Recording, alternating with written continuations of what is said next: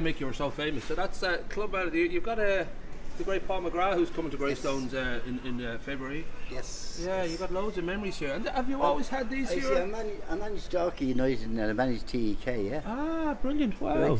Right. So you yourself, were you a footballer for many years and then you kind of went into the training? Yes, went into when Sean Thomas got arrested and was alive. I went into Bowles for a trial.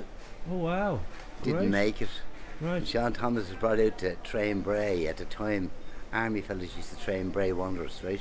Right. And he brought Sean and a fella called Mann out. And when Sean told me I wasn't going to make it as a player, a top division, right. At the time, it didn't go down too well with me. Oh, I can imagine, yeah. I lived right beside the Carling Grounds in Bray.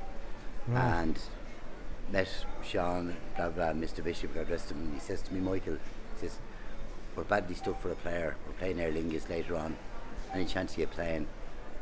I decided I'd go out, play with them. Nice. I went back to TEK and I played with them in the second team, but then I progressed then. I said I was with them for 19 years with TEK, and I left them. They decided I was going to manage the first. I'd managed the first team several times with in between different managers, but I had a very good connection for bringing young players through.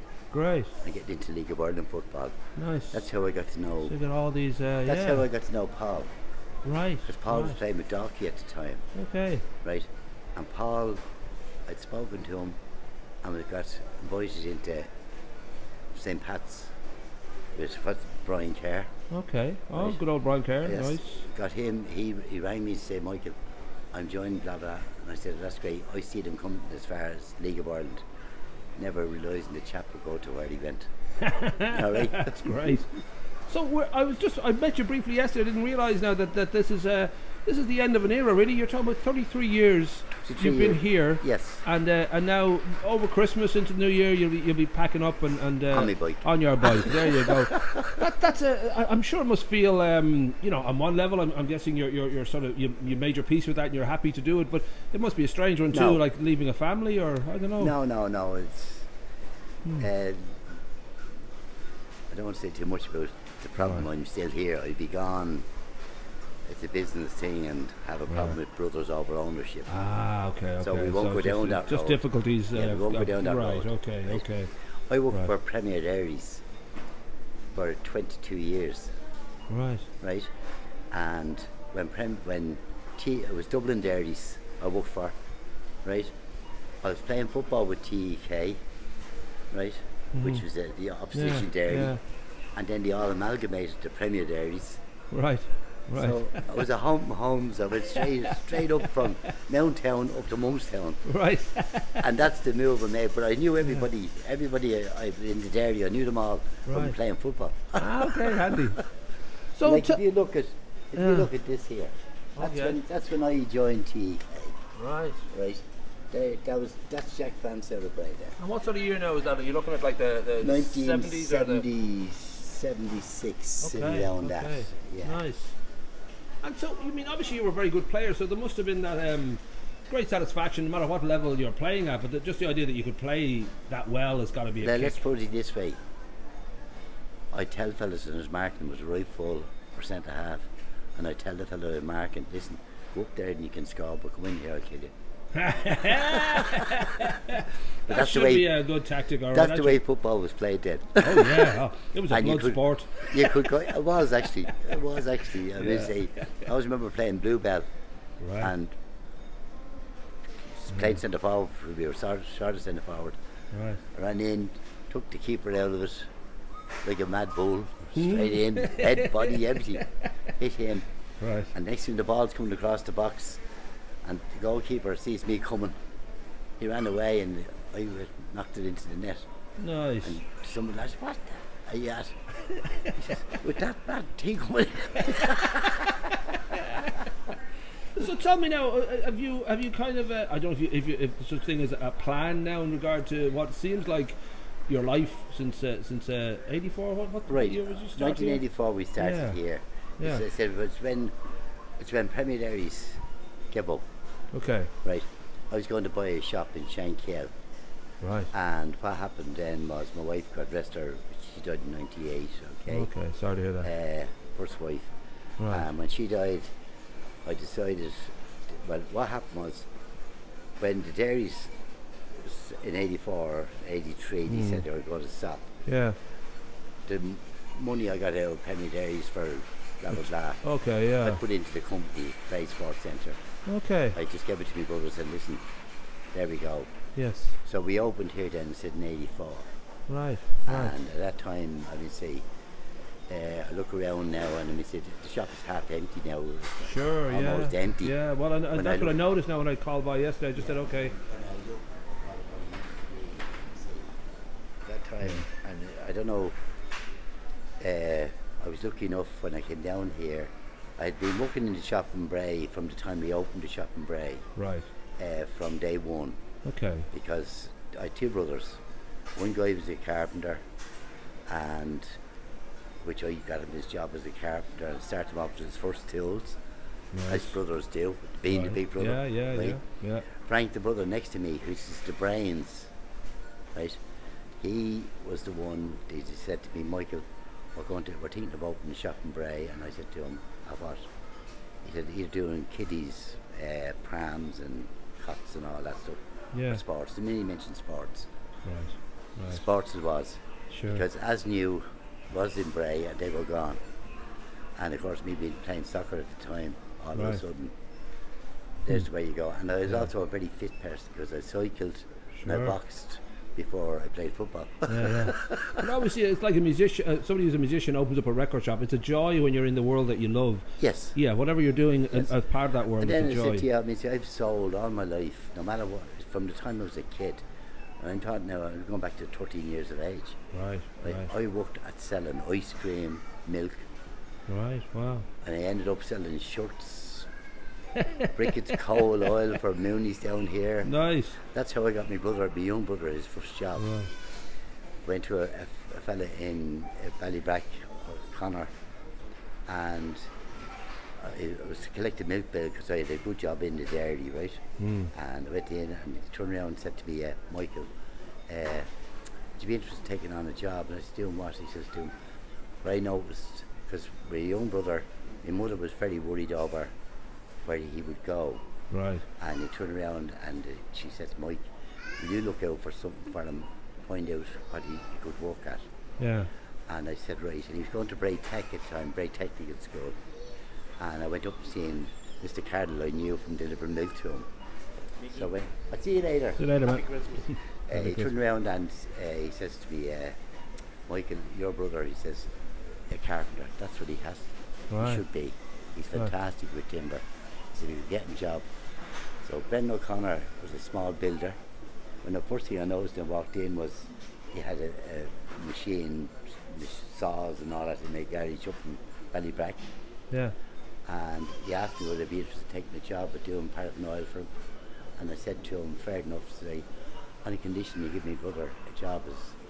So he said, I'll take him on for a month and see how he does. He worked out to be a fantastic carpenter. Ah, brilliant. Right. Bought his first tools, hammer, chisel. Nice. As brothers do. Great, yeah. No, it's great when these sort of things. And I can even remember the price of them. Hey! That's the worst part of it. 7.9 was the hammer and 11 and 7. He still owes you, right? Yes. He still owes, he's right. Can you remember back, I'm thinking 84 now would have been Quinsworth and all that. I don't know if you remember the opening. Everything. I can remember anything. Michael Ray was a fellow called Bourne was the manager here then. Right. And he was only here for a short while. Now we had, my brothers had a shop rented down on the bridge there, the barber shop. Okay, yeah, Latouche Barbers. Yes, that was part of Bray Sports Centre. Right, okay. And then what happened was, Frank then said to me, Mike, about his shop, blah, blah, blah. And when I said, I knew the dairy was what was happening because I was also part of the union in Premier Dairies. Okay. So I knew the score. Now I could have said on, and my boss actually, it's so funny that this is true. My boss actually turned around to me and says to me, Michael, he says, look, there's a lot of guys leaving, Michael. He says, any chance of you staying? Now, a new man had come in a boss, and he wasn't a very nice person. Now my boss, I got on terrific with. Right. And Dick Wilkie, God rest his soul, and Dick says to me, Michael, any chance of you staying? Because if you stay, a few other people will stay. I said, I'll tell you what, Dick said, I'll stay on one condition. Say, you get rid of him. Right. Because I had no intention of staying anyway. Might as well take a shot when you're on your way out, get a name at something. Nice. So that, I'm thinking of 84 and that feeling of opening here, I don't know whether you, opening in Greystones, whether you had a thought then that you'd last, so long, because that's a good stretch, 33 years in any line of work. I had no doubt in my mind, because at the time I was looking up with the local tennis club, which I have a lot of admiration for the older people that were runners. Right. And particularly, what's his name down there, still down there. He's a groundsman. Right. I know a few of them to see now, Chris and grey-haired man. He's a big man. He's there since we came in. Right. The tennis club. Okay. Yes, he keeps it going. Right. Well, it's the likes of him, and then I was very lucky with the sense of being involved with soccer. So. Yeah, you were well in the world of what you were dealing with. You knew your onions. Yeah. And then also, I'd be saying, as far as the bicycle repairs, there's something I said I cycled. Yeah. So that was all natural to me, and selling was natural to me. Yeah. I was lucky enough then to get Peter groomed. You know Peter? Yes, of course. I was lucky enough to get Peter. He came in through young Michael. I'd give him a job as a young fella here. He's got the tile shop across the road now. Right. Peter's lovely. Yeah, I mean, I'd sort of associate Peter strongly with this place. Well, just known him for Peter years. Came in. I got to know Peter then, and when Peter came in, I can tell you now, he's the best friend anyone could ever have. Yeah, solid guy. Right. He loves Greystones. Yeah, he really does. Yeah, he's a lovely guy. Yeah. Well, that I don't know whether there's I don't know whether you kind of have an overall sense that this was a happy place, or whether were there tough years? I don't know. I mean, everyone got the recession kicked. No. When Quisworth came in, the guy that was running the shop, he produced him after about 6 weeks. He came over to me here one day and says, Michael, he says, I have to say, since you've moved in, our sales have gone up. Nice. Right. But I said, the shop was so different then. You bought a racket, I'd repaired, you wanted re-gripped, or done. Sure. And we backed up. Yeah. Whether it be golf sticks, re-gripping, anything in sports. It's the old school idea that you were basically, you were responsible for what you sold, and you were there to help people when they. It wasn't just getting it over the counter; it was being there for them when they needed you. People meant something to me. Yeah. People and satisfaction. I knew you went out satisfied. That's. Yeah. And just knowing that they could come back if they have a question, they just it's not having to send an email to a help desk somewhere in the middle of nowhere and you don't know what's going to happen. Hands on. Yeah. Without a doubt. So the decision then, ultimately that obviously, as I said, you kind of I'm sure made peace with it. But does it feel like you've I don't know if you've come to an end of an era, or whether you feel you've had so many adventures. I don't know whether you just think, well, it's just another chapter. No, it's another chapter as far as I'd be concerned, because you look around, and this was the happiest place. Right. And the people I met. Yeah. And Greystones has changed so much. Greystones it's the one thing about Greystones. I look at it now, and I can remember when I first came down here. It was a village. Yeah. Right. It's not a village anymore. No. If you look at Charlestown and you look at the one thing I would say to you, and I'm listening there about Bray and building car parks and houses. The one thing I would say about Greystones, which is sad, they're building houses after houses after houses. Oh yeah. They have not put a road in. New roads. They're still doing the horse and dray roads. Yeah. Right. Yeah. When you go into Bray, which I think is a terrible shame, when you go down to Southern Cross, I come down to work here about 10 to 7 in the morning. I go for a cup of coffee every morning with Peter. Right. From Bray, it's just a line of traffic. Yeah. Now you get down to Bray there, you go to turn off Southern Cross, the roundabout here is causing all sorts of problems. Yeah. And yet there's open land there, and before they build on it, they should be saying, take the road out through that field. Yeah. That's onto Southern Cross. Sure. And there's that clear, and that's clear. Yeah. And Bray at the minute is badly stuck.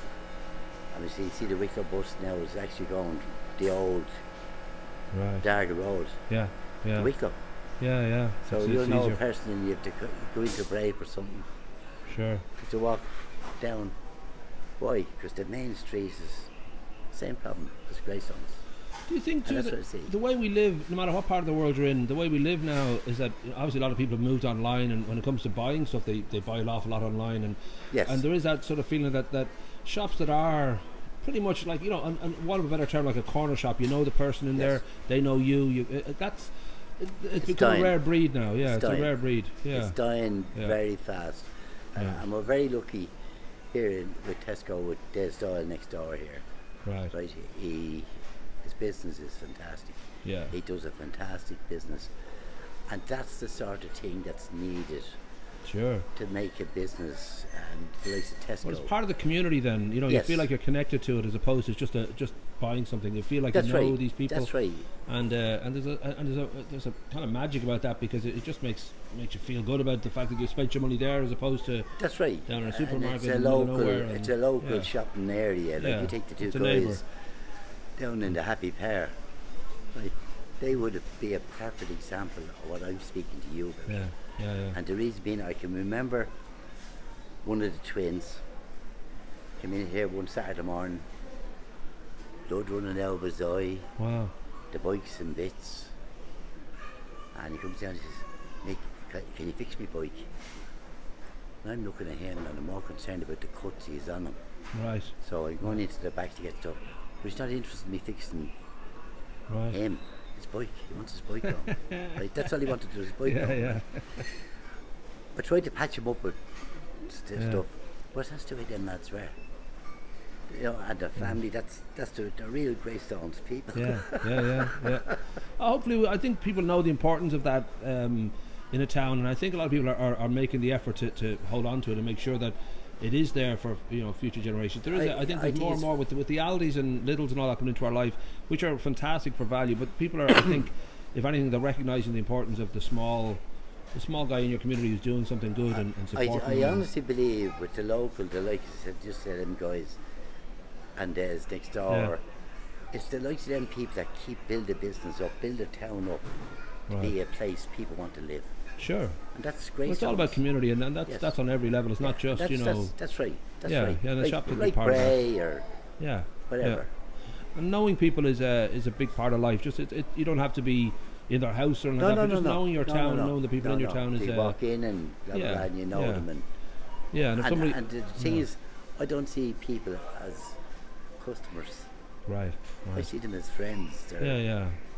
And that's where if they happen to need a bike or something, all the better, you know. That's right. Yeah. That's right. I don't know what your plan is now for post this shop. I don't know whether you're going back to football. You're going to try football again. That's right. I'll give you one instance. Okay. My daughter, that's her there. Ah, lovely. Right, with Katie Taylor. Ah, brilliant. Right. Brilliant. She won something down there, but she had decided before that to play football, which to me. Right, okay. Now when she went into the boxing, I said no, because I used to box when I was a kid myself. Okay. But you wouldn't remember it now. There was a band in Bray by Mr. Renard, the painter. Okay. I set up a thing, and he had a black trousers, white shirt, red thing, right? That man only lived a few doors away from where I used to sit for him for people to draw me, you know. Ah, nice. Get 2 and 6 for that. That was great. That's a handy bit of change.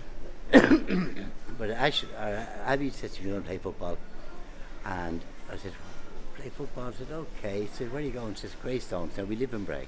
Right. I said, Greystones. I said, why Greystones? She says, some of my friends are down there and I want to go down and play. So she said, Dad, will you bring me down? So I went down, and unfortunately when I would go down to it, a lot of the people in the club, either I had them as players or somewhere along the line, I had them somewhere involved with the soccer, right? Right. And went down, and then they wanted someone to do a bit of training, so I want to step away from that because I don't know about this now. But I ended up doing a few nights training with them, so I decided no, it's getting too much. I don't want to do that. And I had got a new set of a person who knew I was stocking the shop here. Right. Who was sales rep. Get me a brand new set of golf sticks. Right? Right. Now, I hadn't played golf for about 10, 12 months. So I decided I'd bring down the driver, the 5 iron and the 7 iron. I drop Abby off at the football and I go up to the driving range. So I go up to the driving range and hit the ball really well. At one time I was very wild, I'd hit them well, but it'd be that way or that way. Yeah. These were going, I said, geez, this is great. Get out the driver, the 5 iron, then the 7 iron, then the driver. And hitting them really well, and I was absolutely thrilled Right. hitting the ball, right? Yeah. Go down, pick her up, bring her home, get me 3 clubs, walk down to my shed down the end of my garden, and I put them into, and all of a sudden on the front of the driver, there's a big mark in it. Jeez, I must have hit something in the ground. Right. And I put it back into the bag and I said, flipping hell, how did I manage to do that? The following day I went down to have a look. Yeah. When I was looking at my clubs, all of a sudden I realised the fine silver paper was still on the club. Ah, well, hadn't been unwrapped or like the I protection thing. I told the lads that knocked around me, you won't believe it, I played it with the wrapper on it. Take the wrapper off, you fucking idiot, you. So would golf be part of your plan now to, I Yes. don't know what yeah, so that'll be the kick to sort of, that's nice. And then with abs, Yes, like my other daughter's a hairdresser in, just beside you here, Yes, isn't it? yeah, yeah, That's kind of nice, the family around you and all that. yes. Well, listen, I know that you're here until, what sort of date would people be able to still come down and see you here? Are you talking about Christmas Day or a little bit beyond? I'd say New Year? Or? slightly into Okay. but New Year. as soon as possible. Yeah, okay. Well, Oh, we'll tell yeah. people to come down if they've known you, over the years. It'd be nice to come in and say, Yes. say farewell and Yeah. we'll hopefully see you around. You'll Yeah. still be out and about. And, Oh, it and will be. sure, Then you're it'll be surrounded by family members. You have no choice. You have That's to stick right, around yeah. here. But well done. And then as I said, it's just a part of town that I've always just sort of associated being here. So it'll be strange now when I walk in and it's not here. It'll be missed. It'll be missed. Well, I hope so. Yeah.